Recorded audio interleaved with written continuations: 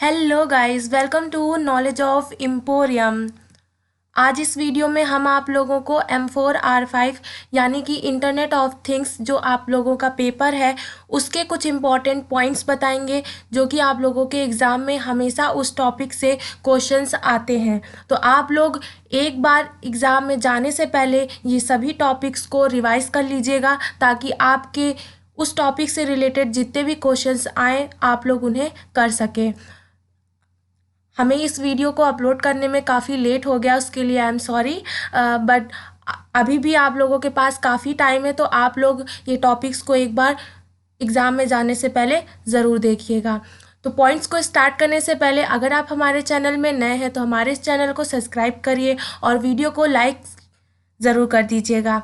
तो चलिए स्टार्ट करते हैं। अब पहला पॉइंट है आपका फुल फॉर्म। आपके पेपर्स में जितने चैप्टर्स दिए गए हैं उन सभी चैप्टर्स के आप लोग फुल फॉर्म ज़रूर याद करके जाइएगा, क्योंकि आप लोगों के पेपर में फुल फॉर्म के क्वेश्चंस एक या दो हमेशा बनते हैं। तो आप लोग फुल फॉर्म्स को रिवाइज करके जाइएगा हर चैप्टर्स के। देन सेकेंड पॉइंट है आपका IPv4 एंड IPv6। आपका क्वेश्चंस इनमें से ज़रूर बनता है कि IPv4 में कितने बिट्स होते हैं और IPv6 में कितने होते हैं। तो आप लोग इसके बारे में, बिट्स के बारे में तो पढ़िएगा ही, लेकिन साथ ही साथ इसका थोड़ा सा डिटेल भी पढ़ लीजिएगा, क्योंकि कभी कभी इसके डिटेल में भी क्वेश्चंस आप लोगों के MCQ के बन जाते हैं। देन आपका थर्ड पॉइंट आता है फाइल एक्सटेंशन।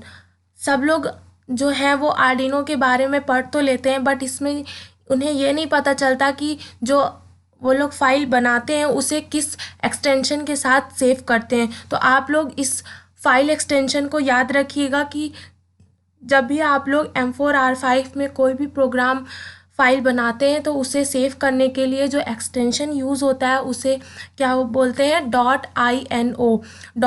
.ino से आप लोग उसे सेव करते हैं। तो इसे याद रखिएगा क्योंकि ये पेपर में पूछा जाता है आपके। नेक्स्ट पॉइंट है आपका फोर्थ पॉइंट। इसमें क्या है, आर्डिनो।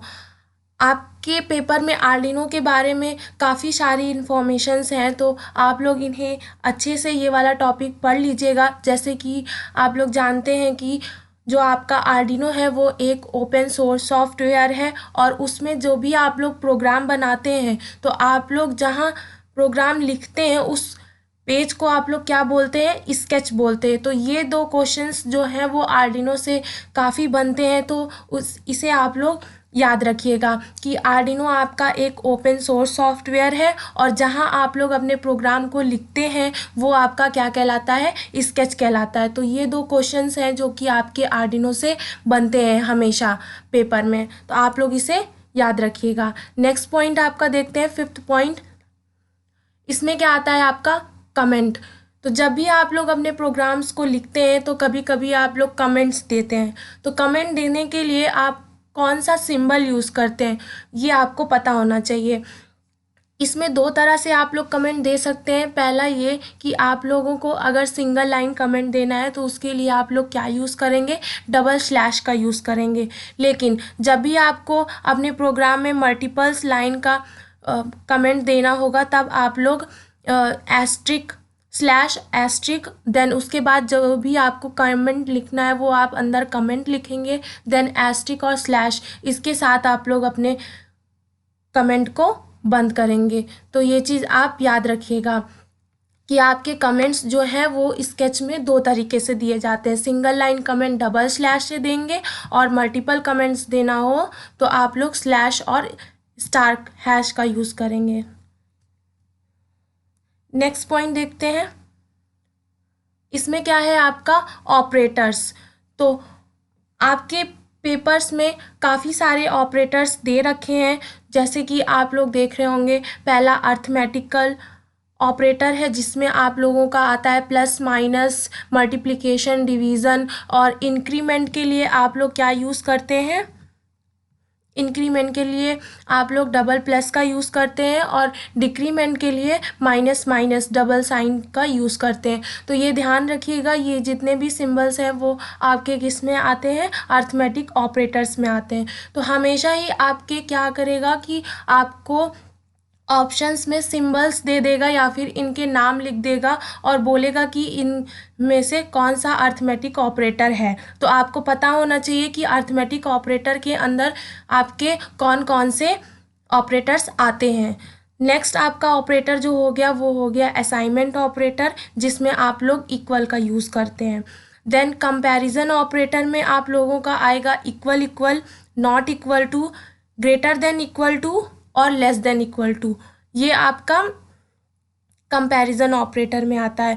तो याद रखिएगा कंपैरिजन ऑपरेटर के सिंबल असाइनमेंट ऑपरेटर और अर्थमेटिक ऑपरेटर। देन आपका आता है लॉजिकल ऑपरेटर। लॉजिकल और बिट ऑपरेटर में, बिट वाइज ऑपरेटर में दोनों ही बहुत सिमिलर हैं और अक्सर स्टूडेंट्स जो हैं वो कंफ्यूज हो जाते हैं। तो ज़्यादातर आपके जो पेपर्स में क्वेश्चंस आते हैं वो लॉजिकल और बिट ऑपरेटर्स में आते हैं। तो आप लोग इन्हें अच्छे से ध्यान कर लीजिए कि लॉजिकल ऑपरेटर के अंदर आप लोग डबल एंड्स का यूज़ करते हैं और का यूज़ करेंगे एंड नॉट का यूज़ करेंगे। तो ये जो 3 सिंबल्स दिख रहे हैं आपको, ये आपके किस में आते हैं, लॉजिकल ऑपरेटर्स में आते हैं। देन आपका जो बिट वाइज ऑपरेटर है वो आपका किस में आ जाएगा, उसमें किस तरह के सिंबल्स आते हैं। तो जो सिंगल होगा एंड का वो आपका बिट वाइज में आएगा और का सिंगल, देन आपका ये पावर वाला सिंबल जो दिखता है वो आपका होता है, और लेफ़्ट शिफ्ट और राइट शिफ्ट ऑपरेटर्स जो हैं ये सभी ऑपरेटर्स आपके बिट वाइज ऑपरेटर्स होते हैं। तो ये दोनों ही आप लोग ऑपरेटर्स अच्छे से याद कर लीजिएगा कि लॉजिकल ऑपरेटर्स में कौन है और बिट वाइज ऑपरेटर्स में कौन है। देन नेक्स्ट पॉइंट देखते हैं।